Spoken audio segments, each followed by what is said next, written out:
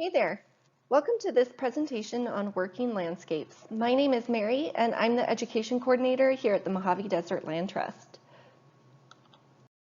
This presentation is part of MDLT's Desert Indoor Series, which is a series of presentation and learning modules that you can access from our website for free. Some of the presentations and modules are also available in Spanish. You can check out some of our other presentations on our YouTube channel. In this image, the owl's eyes represent the number of jobs and the amount of money created through permits and sales within the BLM for fiscal year 2015. The numbers represented here have increased dramatically since the publishing of data for the fiscal year 2018. Our local Mojave Desert NPS lands have also seen an increase of 1 to 2% in visitation in the last couple years as well, bringing approximately 3 million people to our area during any given year. This brings a huge economic boost to our gateway communities. Let's talk about it.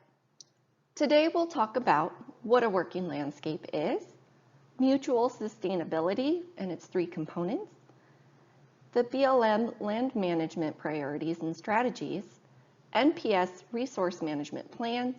We'll talk about our roles in a working landscape, then we'll go over some references, future reading ideas, and we'll discuss ways that you can get involved. By definition, a working landscape is an area, a cohesive unit of land that is connected by the economic, human, and ecological needs. Generally speaking, people think of working landscapes as areas that contain open spaces, recreational opportunities, mining, logging, farming, etc. For the purposes of this presentation, we're going to focus on public lands within the Mojave Desert, though working landscapes also include private parcels and developed areas. So areas where you would find large housing tracts, developments, urban settings, those kinds of things. Those are all included within a working landscape.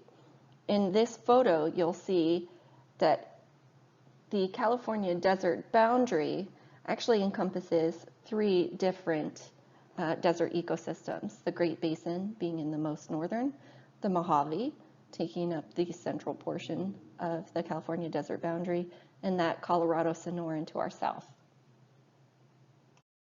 A mutually sustainable working landscape must strike a balance between the needs of humans with the needs of the environment, what is too much development versus what is not enough. Balancing these three components can be challenging. There must be well thought out measures in place first, along the same lines of a planning commission. For example, in most instances, you wouldn't want an outdoor nature trail right next to a gas station, but know there's a useful place for both in your community. So you work together to figure out how to make that landscape work for the ecological, the social, and the economic impact for everyone.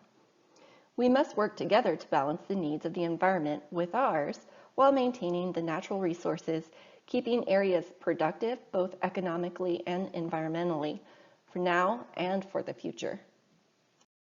The BLM is a federal agency tasked with managing public lands mostly within the western United States. They are a multi-use agency, meaning that the Bureau must allow for recreation and economic opportunities on public lands while still protecting the ecosystem. Their mission is to sustain the health, diversity, and productivity of public lands for the use and enjoyment of present and future generations. These listed are the top 10 goals for the landscape management as is written on the agency's official website. The BLM manages a combined 945 million surface and subsurface acres. Management plans vary by region because what works in Oregon won't necessarily be the best approach for here in sunny Southern California. The main plan we'll cover today is the DRECP. DRECP stands for the Desert Renewable Energy Conservation Plan. This is the joint plan for renewable energy development within the California desert. The plan was officially approved in 2016. Around 2008, there was a push for more renewable energy development. The Colorado, Sonoran, and Mojave deserts are wealthy in the amount of sun and wind they receive and were seen as prime places for solar and wind fields. However, there are also ecologically and culturally significant areas. The DRECP helps streamline renewable development projects by identifying appropriate areas for projects, identifying conservation areas, and providing framework for adapting to climate change. The Park Service mission is to preserve unimpaired the natural and cultural resources and values of the National Park System for the enjoyment, education, and inspiration of this and future generations. So it makes sense that their land management approach is different. Resource management for land units includes to protect in perpetuity the natural and cultural values of an area. Some parks have been shaped through generations of land use, making these areas home to what's known as a working cultural landscape. In short, a place where products are being grown or have been made for a long period of time, or they're areas that used to produce goods and subsequently have been displaced. The Mojave National Preserve is an interesting management area. When it was congressionally designated in 1994, the preserve was also tasked with allowing for traditional land uses, meaning that the preserve management plan must consider existing utility corridors, current mining, hunting, and grazing. This process is a lot more similar to that of a traditional working landscape. Our roles in the landscape may vary, but we are all stakeholders in some capacity. We're all stakeholders because we are all consumers. We all need shelter and we need to eat, so we need those farms and housing developments. Extracted or mined materials are used in the manufacture of cell phones and computers, so we need those mines and miners. Part of our role as a stakeholder includes getting to know our public lands, learn about where they are, who the land management agency is, and their land management plan. Visit, you'll be getting a great firsthand account of what the working landscape looks like, and you'll be able to have fun recreating outdoors.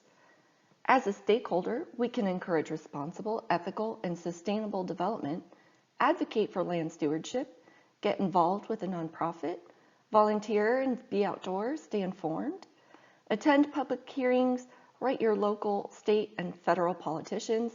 Just make your voice be heard as a stakeholder. You can advocate for plans like the DRECP, which is under threat. We don't want to lose this valuable resource and tool. By becoming more of a participant in a working landscape, you will become that advocate. You can help protect the environmental, economic, and social needs of lands within the California desert. You can learn more information about the management practices of any of the federal land management agencies through their respective website or through the main website for the Department of the Interior. You can look up more about the DRECP through a quick internet search or on the California Department of Energy website. You can also check out MDLT for more information on what we do and how we address the three components of a working landscape. As an aside, I follow the agencies on social media. For me, it provides one more opportunity to connect with public lands. Thanks for watching this presentation. You can email me with any questions, mary@mdlt.org. If you have ideas or suggestions for future topics, go ahead and comment below. If you like this presentation and would like to be notified of future ones, go ahead and hit the like and subscribe button.